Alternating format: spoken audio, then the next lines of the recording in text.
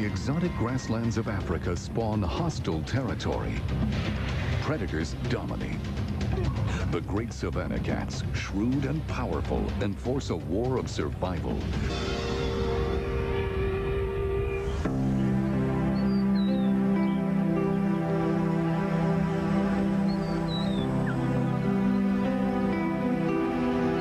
Lying across the equator in Africa is a great grass plain. In Tanzania, it is known as the Serengeti. But here in Kenya, it is called the Masai Mara, which means the spotted land in the Masai language. A layer of ash spread like a blanket by ancient volcanoes has made this one of the most productive ecosystems the world has ever known. The huge herds of herbivores that graze the grasslands are balanced by the 5 great land predators found here on the savanna. 3 of these carnivores are members of a single family, the cats. The dense bush and tall trees of the riverine forest are home to Africa's largest spotted cat, the leopard. The leopard is the most versatile of the cats. It prefers woodland, where there are tall trees and thickets.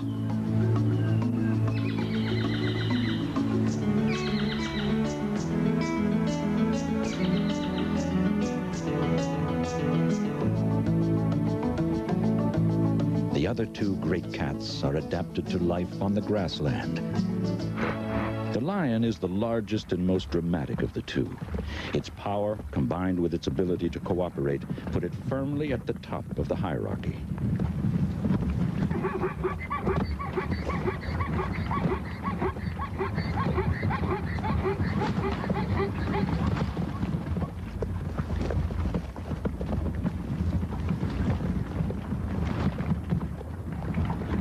The cheetah is the essence of grace and elegance.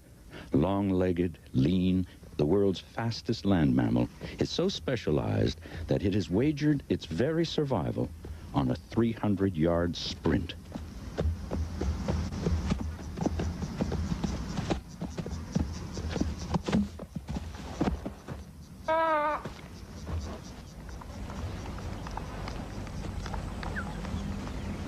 This cheetah has just given birth to 4 cubs. A high of 8 has been recorded, but 4 is the average. Females can produce their first litter at 2 years old, and thereafter every 21 to 24 months. In its quest for speed, the cheetah has forfeited the weapons to defend its young, and 50% of all cubs are killed within the first 3 months. The upper part of a cub's body is covered in a smoky gray mantle of long hair that helps with camouflage. But still, the mother moves them every second day to prevent a buildup of scent that could betray their hiding place to an enemy. The den is little more than an area of flattened grass situated near the cheetah's hunting area. One of the local lionesses also has small cubs. They too were born blind and almost helpless. The mother will suckle them for a few weeks on her own before returning to the pride when they're big enough to compete with the older cubs.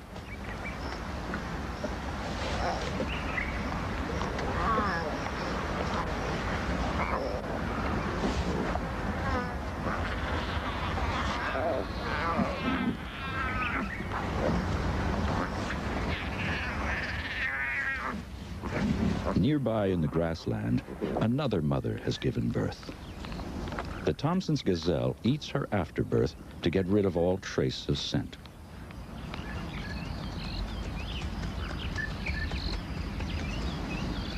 The young fawn is well camouflaged, so for the first 2 weeks of its life, it will hide while the doe grazes nearby. The only time mother and child come together is to suckle. The mother cheetah is still weak from the birth. She cannot reach top speed. She needs to be successful, but at the same time, she must save energy. No easy task. It is here that her experience plays a part. She watches a recently burnt area about 400 yards from the herd. She knows that sooner or later, a young fawn will lift its head looking for its mother.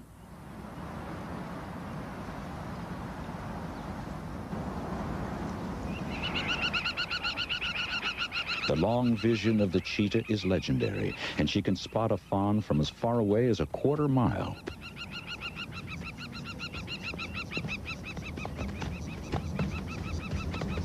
Now she displays a trait common to all cats. She toys with her prey. Undoubtedly, the cheetah gets enjoyment from the hunt, as well as the food it will provide.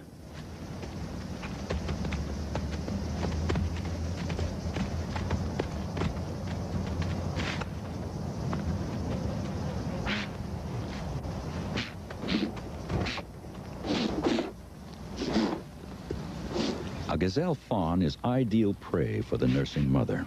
Small and easily caught, it can be carried to the shelter of a bush where it will not attract the attention of vultures that might bring unwanted predators near to where the cubs are hidden.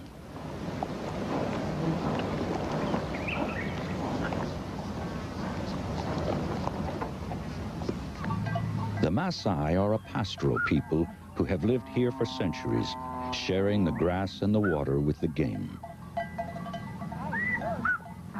The mother cheetah watches them with a wary eye, but as long as she leaves their stock alone, she will be in no danger. On the other side of the Maasai, the lions watch the herd of cattle.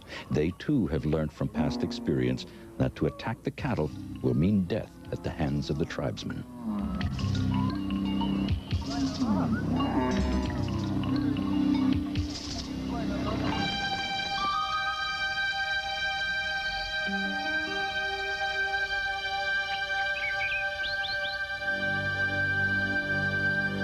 A pregnant female has joined the suckling lioness. Within days, she too will give birth, and the cubs can be raised together. This is in contrast to the cheetah mother, who must raise her cubs on her own.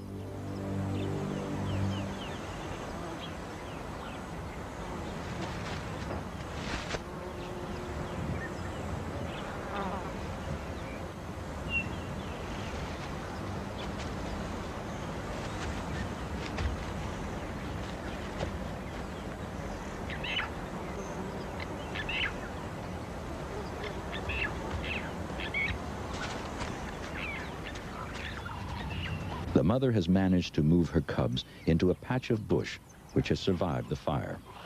All 4 cubs are alive, but now she must move them again to a less exposed den site in taller grass with more cover. By chance, the hunting lioness has chosen to hunt through the same bush as the mother cheetah and her cubs. She will kill all the cubs if she can find them.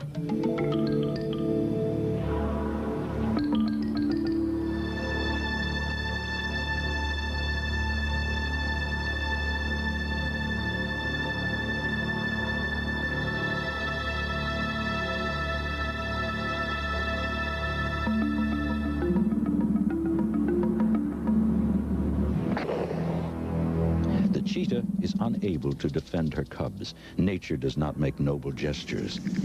The survival of one fertile, experienced female cheetah is more important than 4 expendable cubs. The mother tries to decoy the lioness, but the lioness instincts tell her that the cubs are nearby.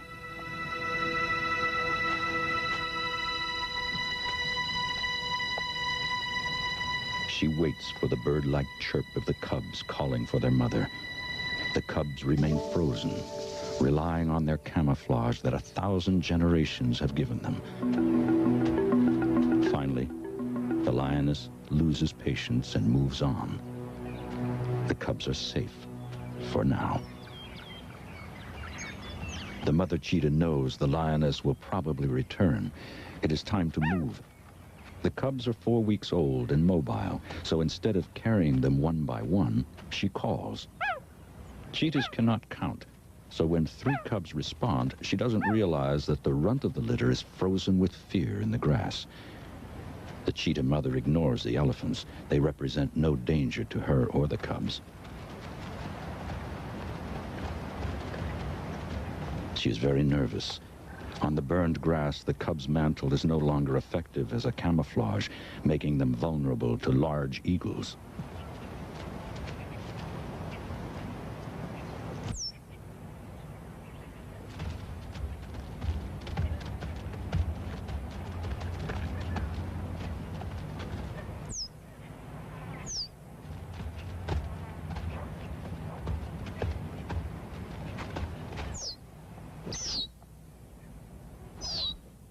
When she finally hears the distress call, she hesitates.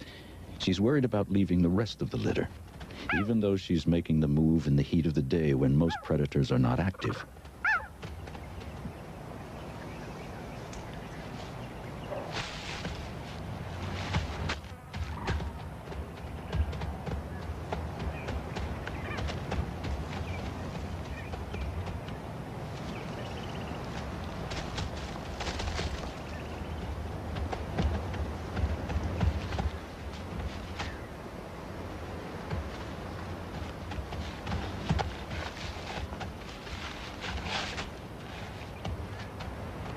By now, even the strongest of the cubs is exhausted, and there is long grass ahead. She will have to carry them one at a time.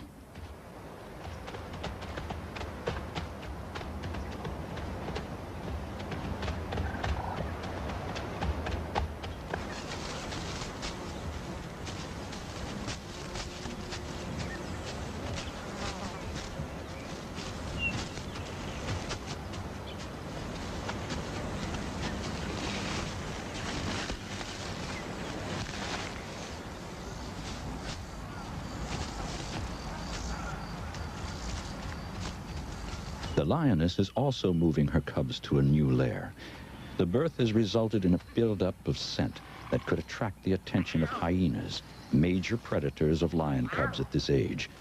Like the cheetah, they are picked up and carried tenderly in jaws that can crush the neck of a wildebeest.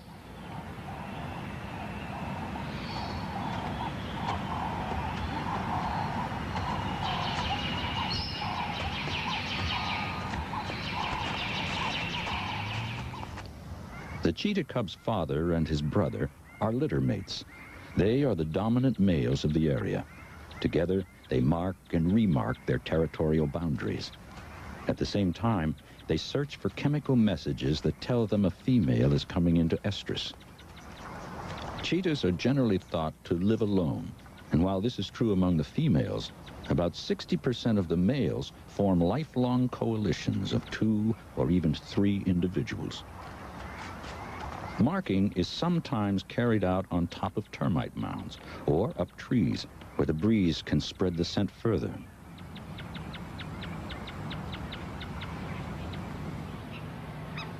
Lions also form coalitions. The Marsh Pride, so called because its territory is centered in the Musiara Marsh, is dominated by 2 brothers. The size of the pride varies as the new cubs are born and older lions leave or die. But ultimately, it depends on how many animals the area can support in lean times.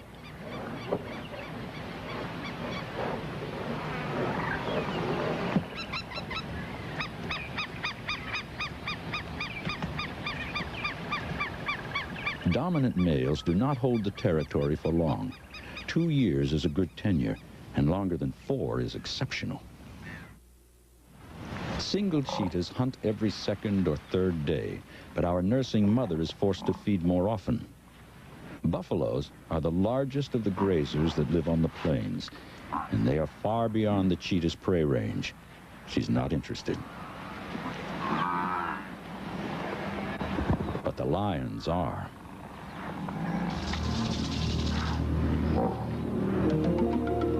The lion is the only predator big and strong enough to tackle a healthy adult buffalo, though it sometimes takes the combined efforts of the pride to pull down a full-grown 1,800-pound bull.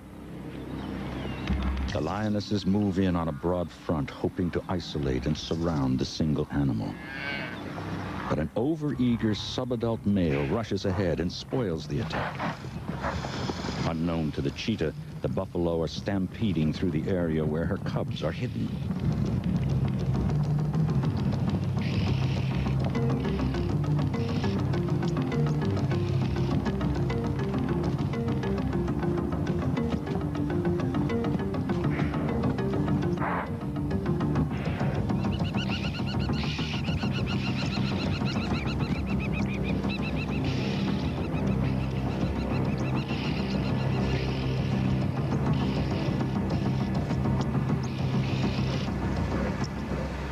The frustrated mother lioness is still hungry.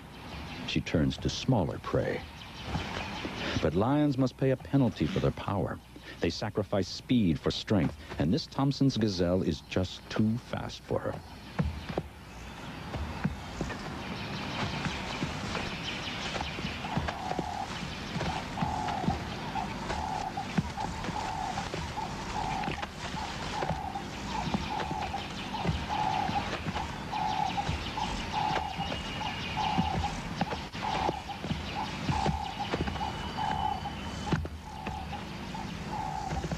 The Thompson's gazelle is the second fastest animal on the grasslands. Only a cheetah can outsprint it. So it is not surprising that over half of the cheetah's prey are gazelles. The chase starts slowly. Once the cheetah has selected her prey, she accelerates.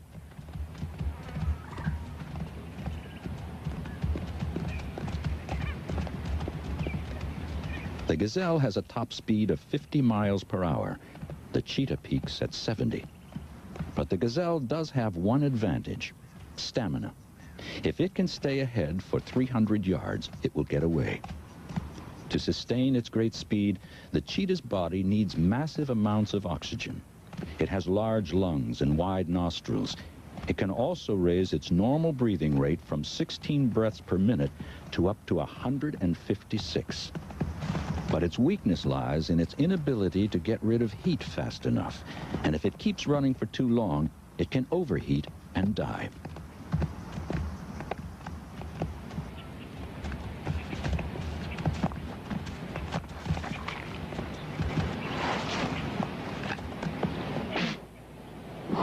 Cheetahs, like all cats, use strangulation to kill their prey.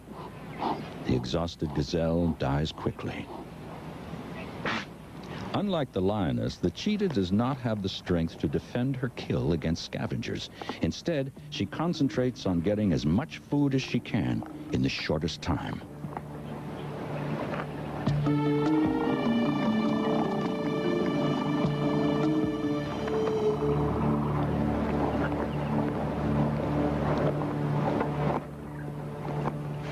The elephants are eating at the exact spot where she left her cubs.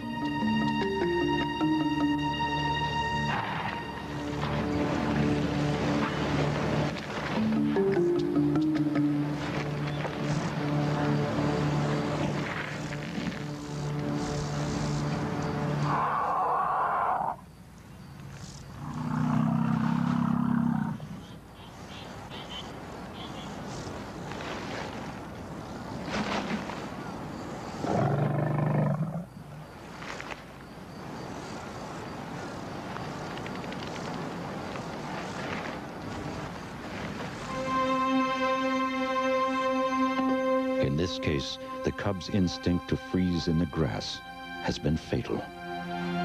Fortunately, the other 3 cubs have crawled away to safety. Although it would appear the cub was trampled by the elephants, it's much more likely it was killed by the stampeding buffaloes.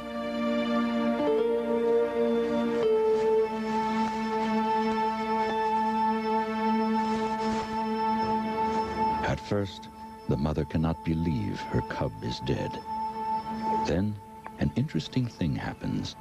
She eats the tiny carcass. Perhaps it's like a burial, and she's preventing it from being eaten by jackals, hyenas, or vultures.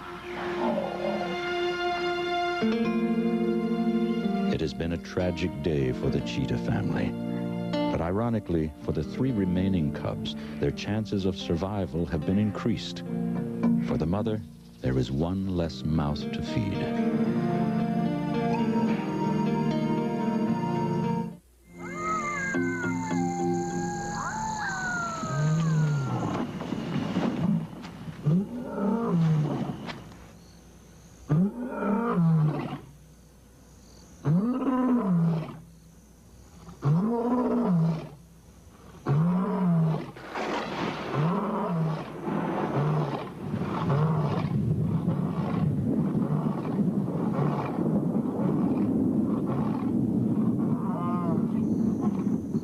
contrast to the cheetahs, the lions are active at night. The dominant males are patrolling and marking their territory.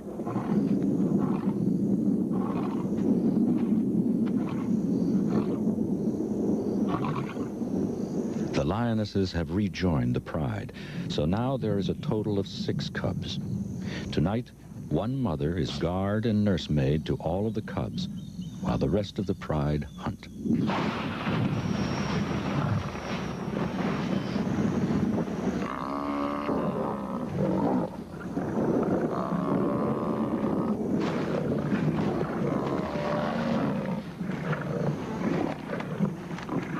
With the help of darkness and cooperation, the pride has succeeded where they failed individually in daylight.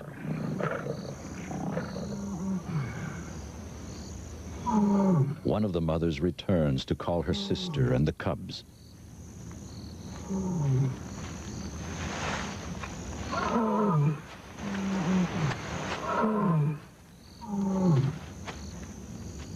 Hungry lions are very aggressive, and cubs are often killed in the feeding frenzy. But tonight, there's enough meat on the buffalo to satisfy the whole pride. Lion cubs start eating solid food soon after they get their milk teeth at 4 weeks. However, they will not be completely weaned until they're between 7 and 10 months old.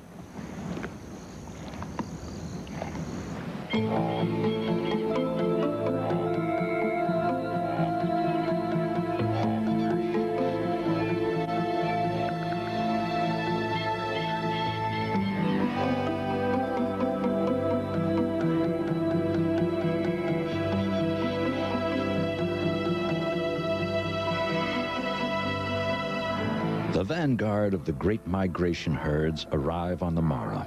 1.6 million animals, many wildebeest and zebra, on a never-ending search for grass and water. Some from as far away as the dry eastern plains of the great Serengeti, across the border in Tanzania. For the 2 cheetah brothers, the arrival of the wildebeest opens new opportunities.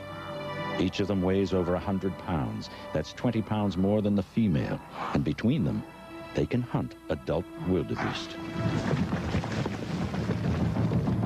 They scatter the herd looking for a suitable victim. A half-grown animal would be ideal.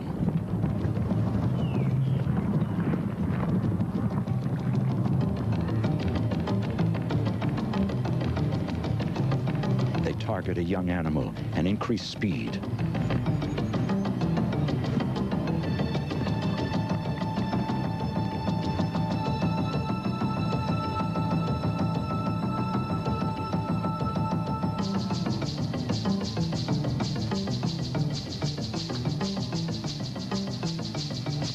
Unfortunately for them, the herd bull is experienced and places himself between them and the yearling.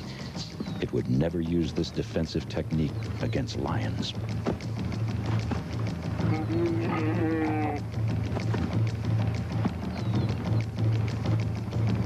Eventually, the cheetahs have to retreat. An animal that is so dependent on its speed cannot take a chance of injury. The arrival of the migration is not good news for the mother cheetah and her family. A 500-pound wildebeest is too big for her to hunt, while the many large predators that follow the herds increase the threat to her and her cubs. The big herds also scatter the gazelles and make them difficult to find. The cubs are growing fast, and the mother must kill every day to keep up her milk.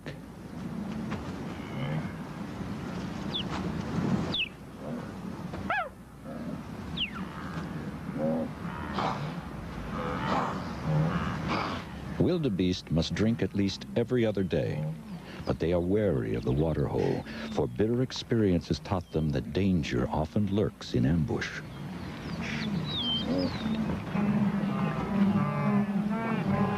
A lioness can charge at 40 miles an hour, but she cannot keep it up for long.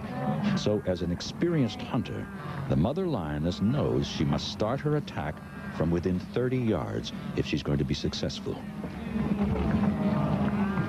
She waits.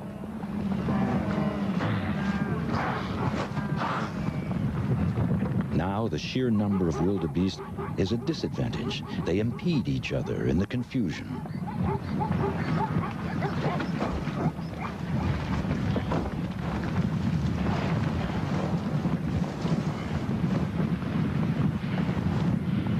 Speed has played its part.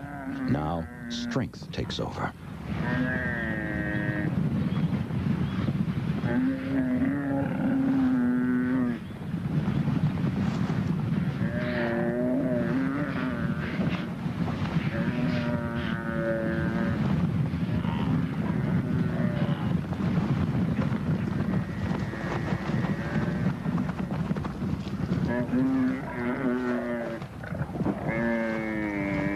Experience has taught the mother cheetah that impalas are often found where the bush fringes the grasslands.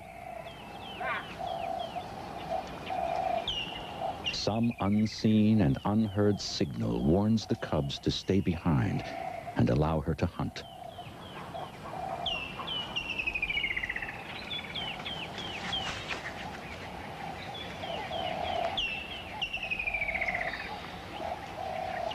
If she were hard-pressed, she could probably take this ram. But why risk injury when there are many ewes and subadults?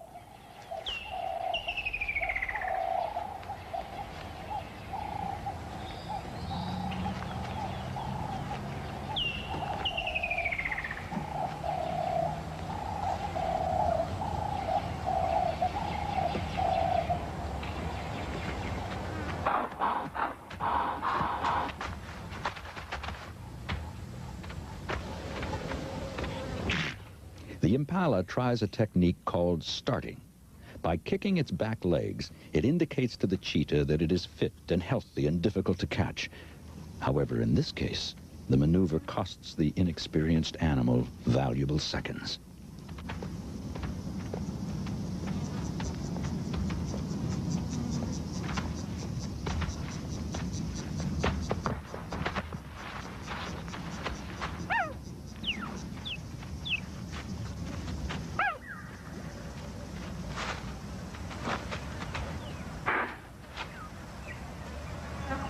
The mother keeps watch until the cubs have had their fill before she feeds.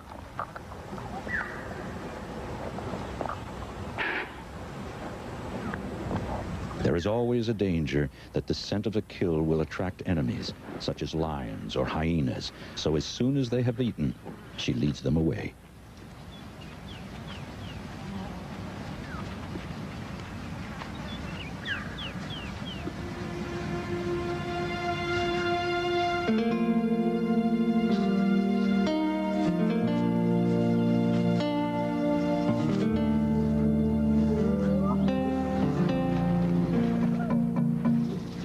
The lion pride is also doing well.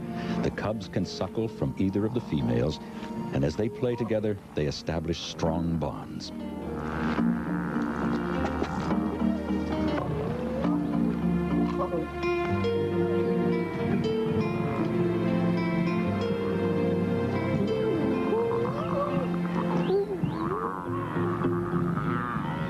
The great herds mean that there is no shortage of food. The birth of the cubs has been timed to perfection.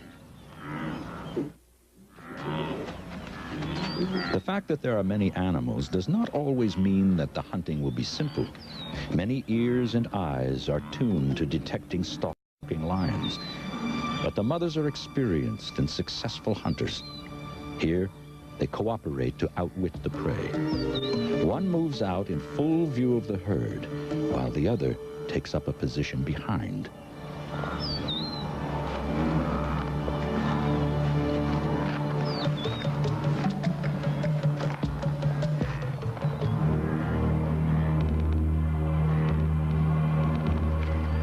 When the first lioness isolates a bull, she drives it into the trap.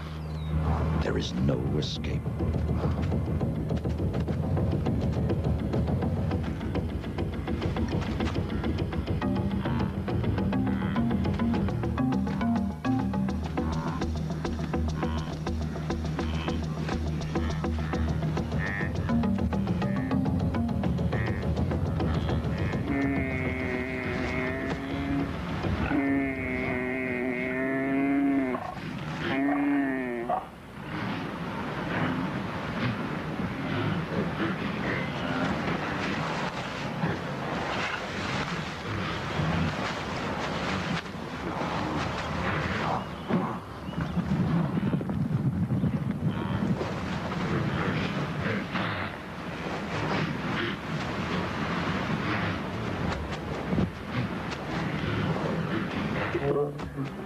Lions can be very affectionate. The mothers are clearly satisfied at the success of this hunt.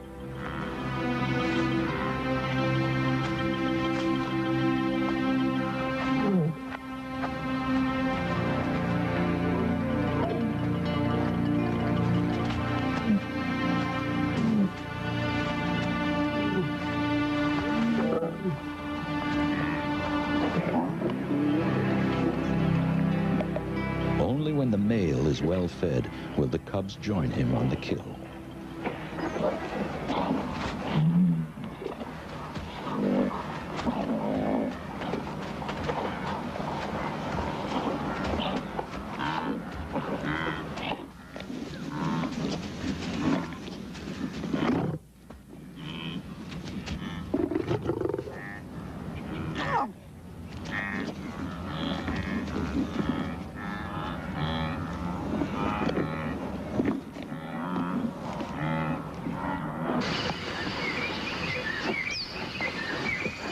One of the cubs has developed a kink in her tail. It will be interesting to see if it affects her balance as an adult. Against the green grass, their mantles are less effective as a camouflage.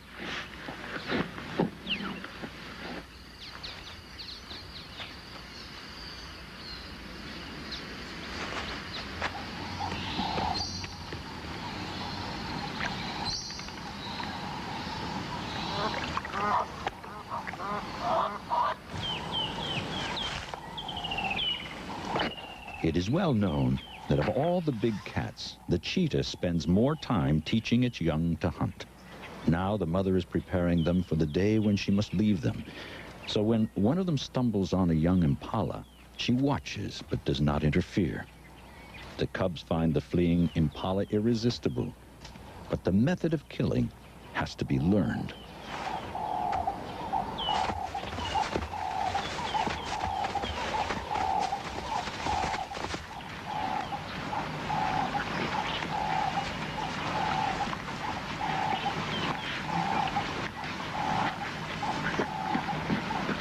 The lion cubs are just over a year old, and of the 6, 5 have survived. This is well above normal. On average, 7 out of 10 die.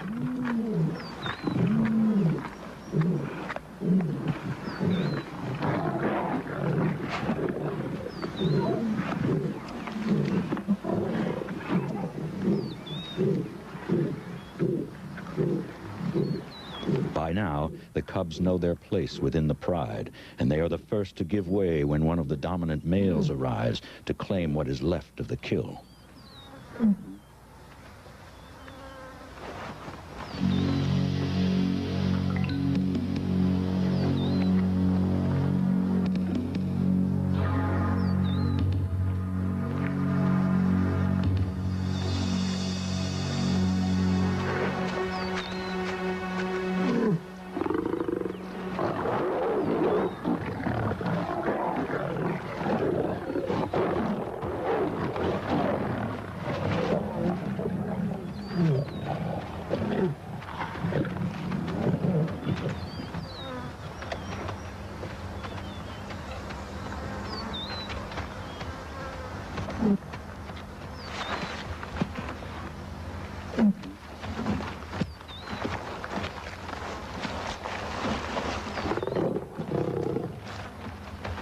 The cheetah cubs are now 18 months old. One day, the mother comes into estrus and leaves. The break is sudden and complete. She simply walks away, abandoning the kinky-tailed cub and her brothers. From now on, they're on their own, and they will have to fend for themselves. The female sets off in search of a mate. Since cheetah territories can extend for hundreds of square miles, locating a suitable male can be a problem. She starts by leaving chemical messages advertising her condition. These brothers soon pick up the scent, and they respond by also scent-marking prominent positions.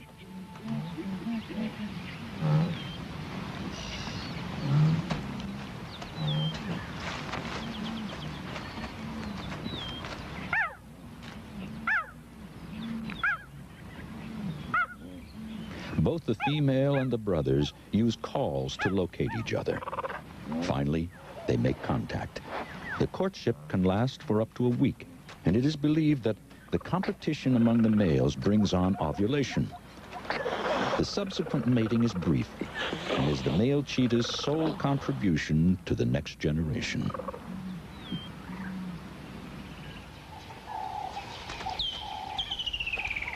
Pangs of hunger soon sharpen the cub's hunting skills.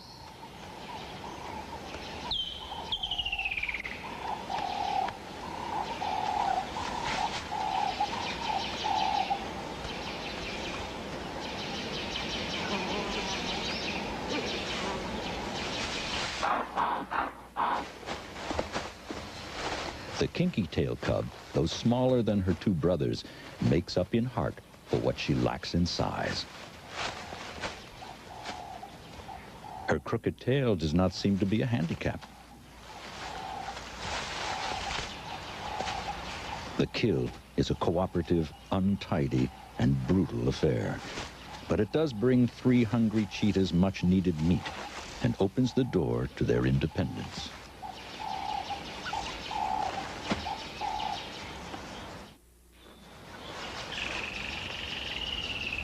In evolutionary terms, the cheetah is in fact a lucky survivor. Its limited gene base reveals that it came very close to extinction. The resulting inbreeding creates a danger of abnormalities. The king cheetah is the result of a recessive gene that produces this exquisite coloring. One day, the kinky-tailed cheetah will also come into estrus and the litter will break up. She will leave to learn the methods of motherhood. And it will be interesting to see if any of her offspring have crooked tails. The two brothers will go off to look for a territory of their own and introduce their genes into the system as their father has done. But they still have a lot to learn. Making a kill is one thing, defending it is another. From its position high in the trees, the female leopard hears the kill. She moves in to investigate.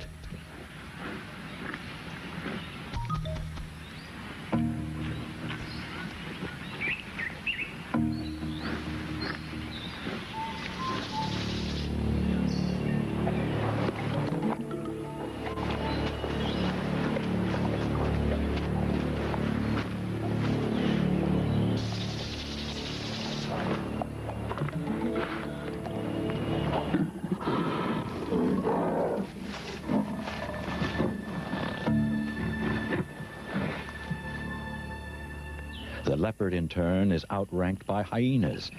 But once it has reached the safety of the trees, even a powerful opportunist like the hyena can only wait and hope for a lucky accident.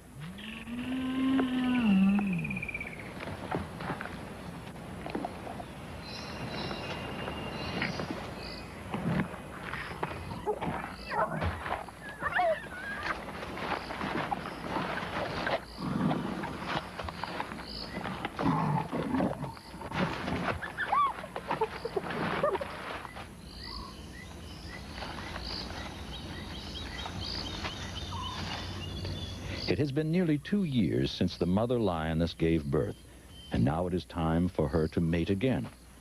Although male lions are very jealous of any outside sexual competition, where a pride is dominated by several males, they seem to share the females on a first-come, first-served basis. And over the next 4 days, she will mate an incredible 140 times.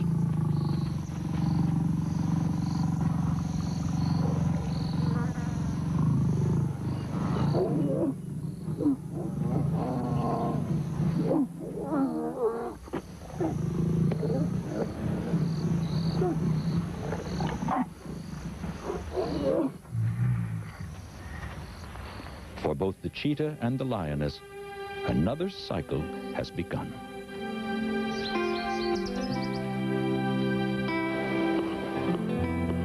But what kind of world will the next generation be born into?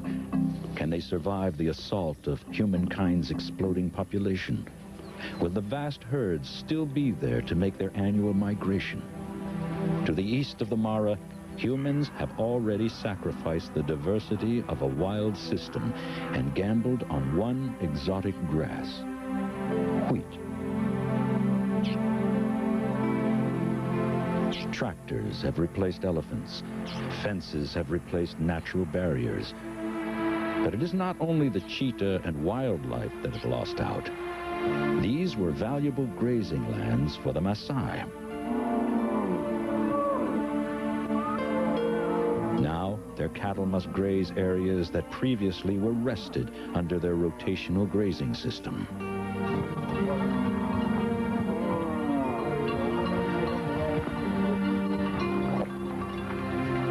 The land becomes overgrazed and eroded.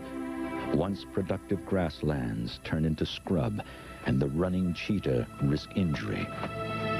Ironically, the wheat scheme will only be a short-term success. Monocultures soon exhaust the soil, and Africa's erratic rainfall, combined with its relentless insect populations, will eventually finish it. But by that time, the animals will be gone. This is how it once was, and this is how it is now.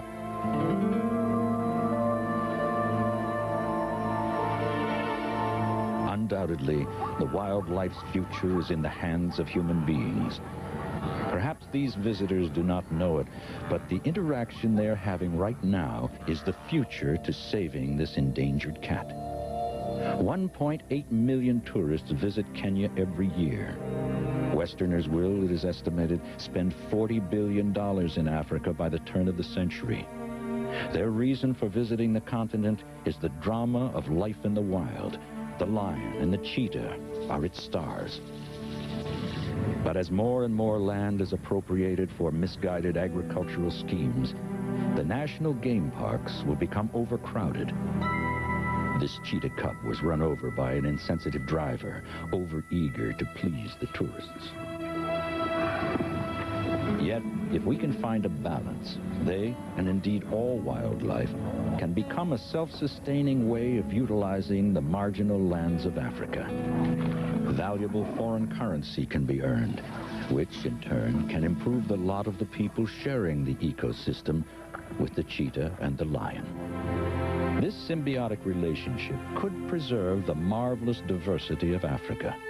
Given sufficient land and good management, our children and our children's children will still be able to see the big cats running across the great grasslands of Africa.